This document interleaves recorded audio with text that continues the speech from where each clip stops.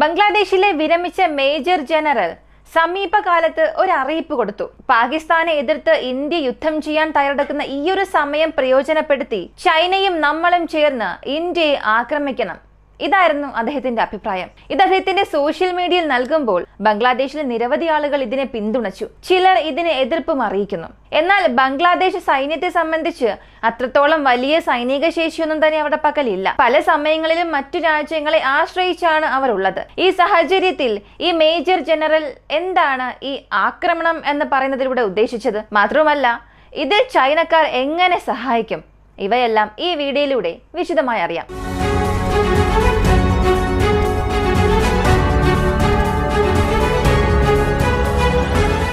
പൊതുവെ ഇന്ത്യയെ സംബന്ധിച്ചിടത്തോളം 2 ഫ്രണ്ട് വാർ അറിയാം.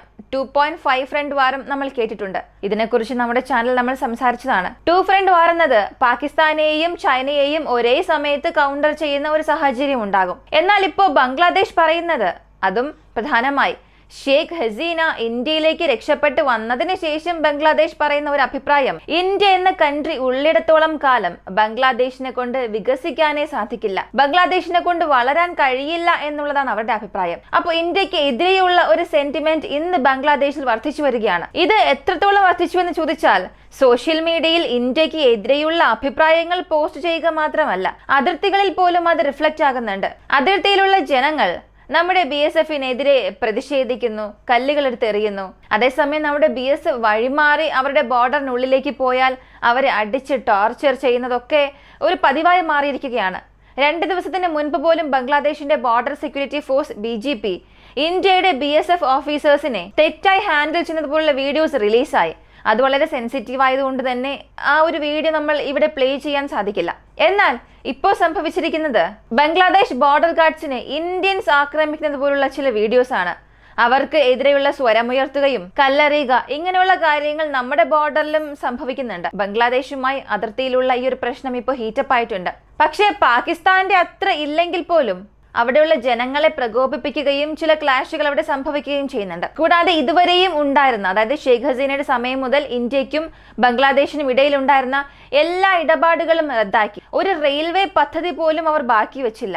അത്രത്തോളം എല്ലാം റദ്ദാക്കി. കൂടാതെ ഇന്ത്യയുടെ ശത്രു എന്നറിഞ്ഞിട്ടു കൂടിയും പാകിസ്ഥാനുമായി ഒരുപാട് ടൈസിലേക്ക് പോവുകയാണ്, മിലിറ്ററി എക്കണോമിക് ടൈസിലേക്ക് പോവുകയാണ്. അപ്പോൾ അവസാനമായി ഉള്ളത് ചൈനയുടെ പക്കൽ നിന്ന് ഇപ്പോഴും അവർ ഒരുപാട് കാര്യങ്ങൾ പ്രതീക്ഷിക്കുന്നുണ്ട്. സാമ്പത്തികമായും അവരുടെ മിലിറ്ററി ഡെവലപ്പ് ചെയ്യാനായിട്ടുള്ള എല്ലാ സഹായവും പ്രതീക്ഷിക്കുന്നുണ്ട്. അപ്പോൾ ഇന്ത്യക്ക് ടോട്ടൽ എഗെയിൻസ്റ്റ് ആയിട്ടുള്ള ബംഗ്ലാദേശ് പൊളിറ്റിക്കൽ വൈസ് മാത്രമാണോ എഗെയിൻസ്റ്റ് എന്ന് നോക്കിയാൽ അങ്ങനെയല്ല.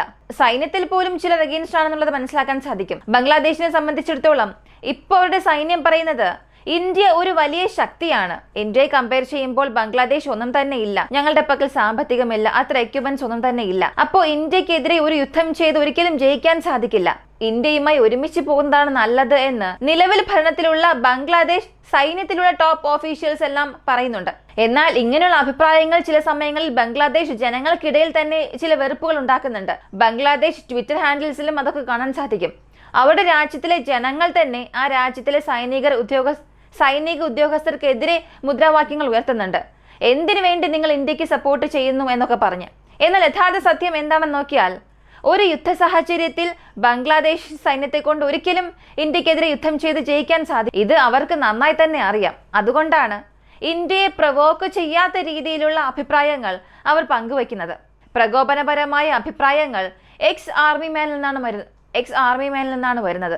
അതവിടെ ശ്രദ്ധിച്ചാൽ മനസ്സിലാകും. ഇപ്പോൾ ഇദ്ദേഹത്തിന്റെ ഈ സോഷ്യൽ മീഡിയ ട്വീറ്റ് ഒക്കെ നോക്കുമ്പോൾ നമുക്ക് മനസ്സിലാകുന്ന ഒരു കാര്യം, ഇദ്ദേഹം ഒരു റിട്ടയർഡ് മാൻ ആണ്. ഇപ്പോൾ അധികാരത്തിലുള്ള ഉദ്യോഗസ്ഥർ ഇങ്ങനെയുള്ള അഭിപ്രായങ്ങൾ സംസാരിക്കുന്നില്ല, അതും സോഷ്യൽ മീഡിയയിൽ ഇങ്ങനെ പരസ്യമായി. അപ്പോൾ ബംഗ്ലാദേശ് സൈന്യത്തെ കൊണ്ട് ഒരിക്കലും ഇന്ത്യക്കെതിരെ യുദ്ധം ചെയ്യാൻ കഴിയില്ല എന്ന സാഹചര്യം ഉള്ളപ്പോൾ ഇവർ എന്തിനു വേണ്ടിയാണ് ഇങ്ങനെയുള്ള അഭിപ്രായങ്ങൾ പറയുന്നത്? അത്രയും മണ്ടന്മാരാണോ അവരെന്ന് ചോദിച്ചാൽ തീർച്ചയായും അല്ല.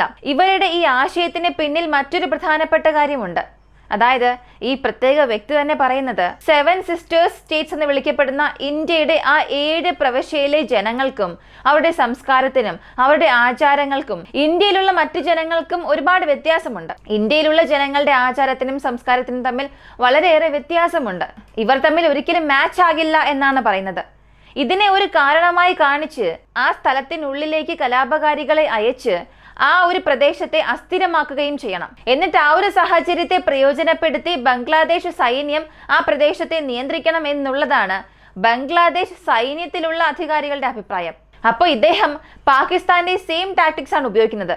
പാകിസ്ഥാൻ ഒരു ഘട്ടത്തിൽ ചിന്തിക്കുന്നത് ഇന്ത്യൻ സൈന്യത്തിനെതിരെ ഞങ്ങളെ കൊണ്ട് യുദ്ധം ചെയ്യാൻ കഴിയില്ല എന്ന് മനസ്സിലാക്കിയപ്പോൾ കിൽ ഇന്ത്യ വിത്ത് 1000 കട്ട്സ് എന്ന ആ ഒരു നയത്തിലേക്ക് പോയി.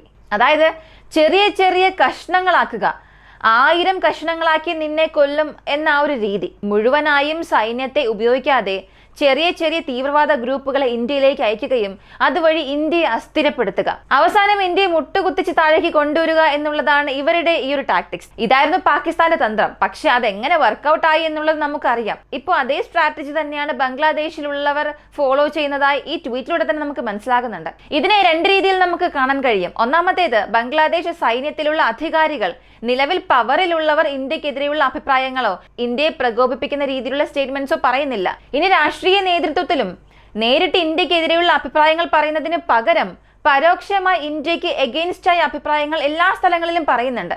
അതിനൊരു ഉദാഹരണം, മുഹമ്മദ് യൂനിസ് അടുത്തിടെ ചൈനയിലേക്ക് പോയി അവിടെ ഒരു കോൺഫറൻസിൽ പങ്കെടുത്തു. 7 സിസ്റ്റേഴ്സ് സ്റ്റേറ്റ്സിന് സീ ആക്സസ് ഇല്ല, ബംഗ്ലാദേശാണ് ഗാർഡിയൻ. അപ്പോൾ ചൈനക്കാർ ബംഗ്ലാദേശിൽ ഇൻവെസ്റ്റ് ചെയ്ത് ആ ഇൻവെസ്റ്റ്മെന്റ് വഴി നമ്മൾ ബോട്ട്സ് നിർമ്മിക്കുകയാണെങ്കിൽ 7 സിസ്റ്റേഴ്സിനെ നമുക്ക് ഡോമിനേറ്റ് ചെയ്യാൻ കഴിയും എന്നാണ് അദ്ദേഹം പറഞ്ഞത്. ഇപ്പോൾ പൊളിറ്റിക്കൽ നേതൃത്വം നേരിട്ട് ഇന്ത്യ ആക്രമിക്കുന്നില്ല, പക്ഷെ പരോക്ഷമായി ഇന്ത്യക്ക് എഗെയിൻസ്റ്റ് ആയിട്ടാണ് അവർ നിലകൊള്ളുന്നത്. സൈനിക മേധാവികളും ഇന്ത്യയെ പ്രകോപിപ്പിക്കുന്ന രീതിയിൽ സംസാരിക്കുന്നില്ല, പക്ഷെ സൈന്യത്തിൽ സേവനം അനുഷ്ഠിച്ച് വിരമിച്ചു പോയ അധികാരികൾ ഇന്ത്യയെ എങ്ങനെയെല്ലാം തോൽപ്പിക്കാമെന്നുള്ള രീതികൾ ട്വിറ്ററിലൂടെ പങ്കുവയ്ക്കുന്നുണ്ട്. അപ്പോൾ ഇത് നമുക്ക് വ്യക്തമായി ഒരു സിനാരിയോ കാണിച്ചു തരുന്നുണ്ട്. ഒരു 20 വർഷത്തിന് മുൻപ് പാകിസ്ഥാൻ എങ്ങനെ ആയിരുന്നോ അതേ അവസ്ഥയിലേക്ക് ബംഗ്ലാദേശ് മാറുമോ എന്നുള്ളതാണ് ഒരു സംശയം. ഇതിന് നമ്മൾ ശരിയായ തിരിച്ചടി നൽകിയേ മതിയാവുകയുള്ളൂ എന്നാണ് ഇന്ത്യയിലുള്ള എല്ലാവരുടെയും ഒരു അഭിപ്രായം. അതേസമയം ഇത് എത്രത്തോളം നീണ്ടുപോകുന്നു എന്നുള്ളത് നമ്മൾ അറിയേണ്ടത് അത്യാവശ്യമാണ്. ഇതുവരെയും ഇവർ ഈ പ്രസ്താവനകൾ മാത്രമാണ് നൽകിക്കൊണ്ടിരിക്കുന്നത്. വലിയ രീതിയിൽ ഇന്ത്യക്കെതിരെയുള്ള യാതൊരു പ്രവർത്തികളിലും ഇവർ ഏർപ്പെട്ടിട്ടില്ല. ബോർഡറിൽ ചെറിയ ചെറിയ സംഘർഷം ഉടലെടുക്കുന്നുണ്ട്, അത്രമാത്രം. ഇന്ത്യ ചെയ്ത കരാറുകളെല്ലാം റദ്ദാക്കുന്നു. അപ്പോൾ നയതന്ത്രപരമായിട്ടാണ് ഈ പ്രശ്നങ്ങൾ ഇപ്പോൾ പോയിക്കൊണ്ടിരിക്കുന്നത്. ഇത് എങ്ങനെ നീങ്ങുന്നു എന്നുള്ളതിനെ അടിസ്ഥാനമാക്കിയായിരിക്കും പാകിസ്ഥാനെ പോലുള്ള ഒരു അപ്രോച്ച് നമ്മൾ എടുക്കണോ വേണ്ടയോ എന്നുള്ളൊരു തീരുമാനത്തിലേക്ക് വരിക. കൂടാതെ ഇവിടെ നമ്മൾ പ്രധാനമായും അറിയേണ്ട ഒരു കാര്യം, ഏകദേശം ഒരു 56 വർഷങ്ങൾക്ക് മുൻപ് ഈസ്റ്റ് പാകിസ്ഥാൻ, വെസ്റ്റ് പാകിസ്ഥാൻ എന്ന് ഇന്ത്യക്ക് 2 വശവും പാകിസ്ഥാൻ ഉണ്ടായിരുന്നു. അതേ ഒരു അവസ്ഥയാണ് ഇപ്പോഴുള്ള ബംഗ്ലാദേശ് കാരണം ഇന്ത്യക്ക് ഉണ്ടാകുമോ എന്നുള്ളൊരു സാഹചര്യം വന്നിരിക്കുകയാണ്. ഇത് നമ്മൾ കാത്തിരുന്ന് തന്നെ കാണേണ്ടി വരും. അതും ഇദ്ദേഹത്തിന്റെ ഈ അഭിപ്രായത്തോട് ബംഗ്ലാദേശിൽ നിന്നും പിന്തുണ മാത്രമാണോ ലഭിക്കുന്നതെന്ന് ചോദിച്ചാൽ ഇല്ല. ഇദ്ദേഹത്തിന്റെ ഈ ആശയത്തിന് ഒരുപാട് എതിർപ്പുകളും വരുന്നുണ്ട്. അതും ബംഗ്ലാദേശിലെ പ്രധാനപ്പെട്ട ചില അധികാരികളും ചില ബിസിനസ്സുകാരുടെ പക്കൽ നിന്നുമാണ്. കാരണം ബംഗ്ലാദേശ് എന്ന് പറയുന്ന ഈ ഒരു രാജ്യം heavily dependent on Indian imports and Indian exports ആണ്. ഇപ്പോൾ ഇന്ത്യ ചില ഭാഗങ്ങളിൽ ബംഗ്ലാദേശിനെ ബ്ലോക്ക് ചെയ്യുകയാണെങ്കിൽ ആദ്യം അവിടെ തിരിച്ചടി ലഭിക്കുന്നത് അവിടെയുള്ള ബിസിനസ്സുകാർക്കും അവിടെയുള്ള ഈ സമ്പന്നരും പവറിലുള്ളവർക്കുമായിരിക്കും. അപ്പോൾ അവരിപ്പോൾ പറയുന്നത് ആവശ്യമില്ലാതെ ഈ അധികാരി ഇങ്ങനെയുള്ള അഭിപ്രായങ്ങൾ ഉന്നയിക്കുന്നുണ്ട്, നമ്മൾ ഇന്ത്യയെ പ്രവോക്ക് ചെയ്യണമെന്നുള്ളൊരു ആവശ്യവും ഇപ്പോൾ നമുക്കില്ല. അപ്പോൾ ഇത്തരത്തിലുള്ള സംസാരം അധികാരികൾ അവസാനിപ്പിക്കണം എന്ന് ഇദ്ദേഹത്തിനെതിരെ ചില വിമർശനങ്ങളും ഉയരുന്നുണ്ട്. എന്നാൽ ഇത് എങ്ങനെ പോകുന്നു? ഈ ഒരു കോൺഫ്ലിക്റ്റ് ഭാവിയിൽ ബംഗ്ലാദേശിന്റെ ഭാവിക്ക് ഏത് തരത്തിലുള്ള പ്രശ്നങ്ങൾ ഉണ്ടാക്കുന്നു എന്നുള്ളതൊക്കെ നമ്മൾ കാത്തിരുന്ന് തന്നെ കാണാം. ഈ ഒരു വീഡിയോയെ കുറിച്ചുള്ള നിങ്ങളുടെ അഭിപ്രായം കമന്റിൽ പറയുക. കൂടുതൽ അപ്ഡേറ്റ്സ് അറിയാനായി വോയിസ് ഓഫ് വിക്കി എന്ന നമ്മുടെ ചാനൽ സബ്സ്ക്രൈബ് ചെയ്യുക. മറ്റൊരു വീഡിയോയുമായി വീണ്ടും കാണാം.